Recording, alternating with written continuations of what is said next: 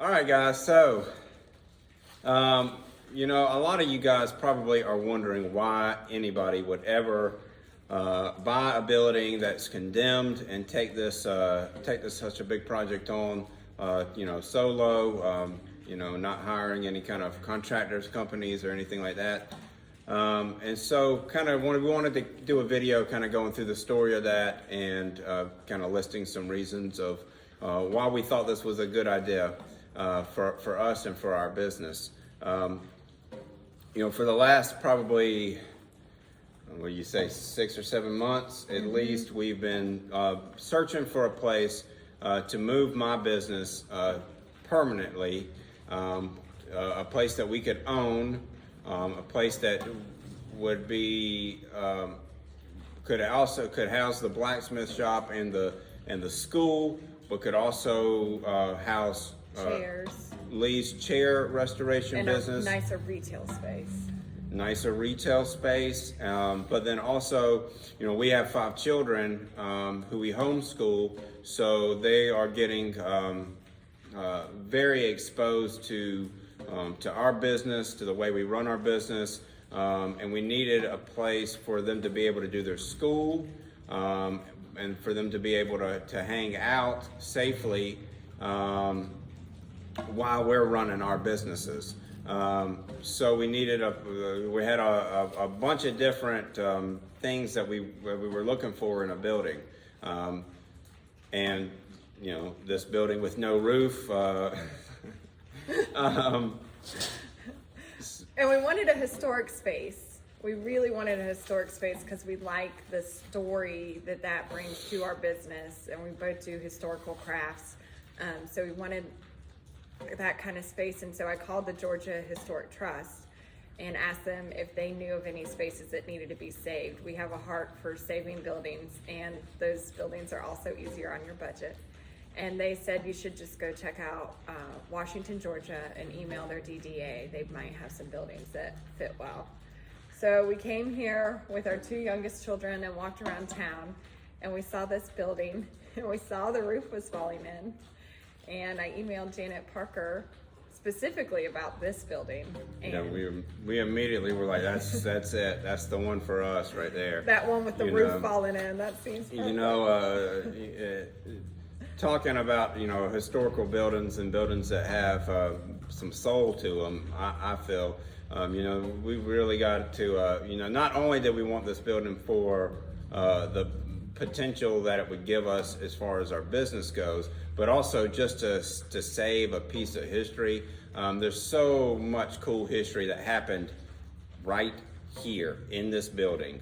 So many stories to be told, and we're finding out more and more of them every day. And when you really immerse yourself into something like that, it's really just cool to see, because every place has its story. And when you get your spot and you kind of start figuring out its story, then that's that can be a really cool thing. And we liked how it was even bigger than what we were originally looking for, and then we decided then we can expand to even more craft classes. Schools. I mean, it's been kind of a dream of mine for years to run and have a full craft school. Up to this point, the only thing that I've had room to do is very limited access blacksmith schools. And it's run great, and people love it, and I love it. So we wanted to expand the blacksmithing school. Definitely, I was looking at that, a space big enough to expand that. But then when we saw this place with its upstairs, we were like, oh my goodness, what else can we put in there? And then it just rolls from there. And so one reason why this building is also workable, we talked about our kids, and we think it's really part of the homeschooling is to bring them in, passing the craft on to them too. And this gives us a safe space where not only our children, but we're hoping other children can be able to. Other homeschool families can bring kids, and maybe we can do some fun homeschool art craft stuff.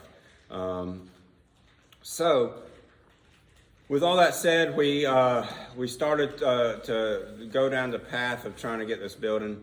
It took us 4 months to negotiate back and forth with the owner to get this building. The owner of this building had bought the building in 1978 with big plans of her own, but sadly those plans never came to fruition, and the building just sat here getting in worse and worse condition. So, you know, and sometimes I say, gosh, I wish they'd just gone up and put a little patch on that roof. The roof maybe wouldn't be in such bad shape. But at the same time, if the roof hadn't been in such bad shape, artists like us probably would have never been able to get their hands on a building like this. So it may have worked in our favor. It is a lot of work. We got a lot of work ahead of us, but we're definitely willing to do it and push forward to make this place a really, really cool spot for everybody to enjoy. And then with the financing, the reason why we've asked, have different campaigns that have different perks is we did get the funding for the building to buy it, but it was difficult to secure funding to fix it because it's a condemned building that's not readily insurable by commercial insurance companies. And B, we are self-employed artists. So if you are a self-employed artist that wants to do a project like this, you're going to have to get just as creative with this as you do with your art, because it's going to be really tough to secure funding for anything when you're a self-employed artist. And people have asked us about, well, why don't you get grants? But they're all for nonprofits. They're all for nonprofit. So that's not a route that you're going to be able to go if you're just a self-employed artist that wants to take on something like this. Although I do highly recommend it. You can do it. I hope that through my videos that you've seen, you've seen that it doesn't take a crew to tackle something like this. You can do it. You can swing a hammer. So just the first part of doing something is jump in, start, and then you'll figure it out as you go. And you learn from your mistakes. And honestly, guys, anybody that's watching this that wants to take on something like this, but you don't know how, I'm an open book. Y'all can email me, call me, whatever, about the project that you're working on, and I'll give you my 2 cents, and you can take it or leave it. But I'm here to help anybody be able to save a historic building and set up their art business. We also think that the town of Washington is a really good fit for anybody. I know a lot of our viewers live in Washington or are familiar with Washington, but some aren't. It's a really wonderful historic town. If you haven't been here, I recommend a visit. There's a historic hotel here, the Fitzpatrick. It's the most antebellum homes in Georgia. So if you're interested in antebellum history, antebellum homes, architecture, just come really and take a look. It's a really cool place.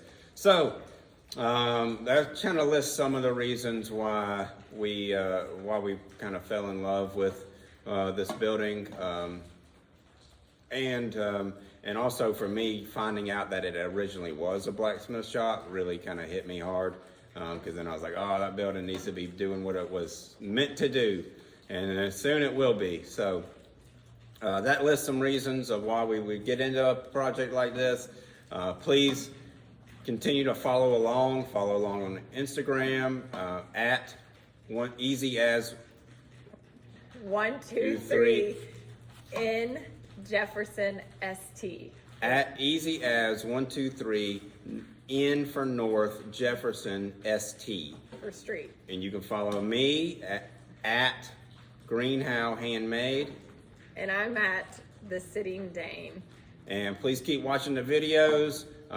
If you want to know more about this project or want to know how you can help out, please go to greenhowhandmade.com and click on the Washington shop link. And all the information's there, and the link to the YouTube channel's there and everything. And send us any questions you have. Yeah, any questions. Like I said, we're open books. We don't know everything, but we know some things. So please reach out to us. Thanks, guys.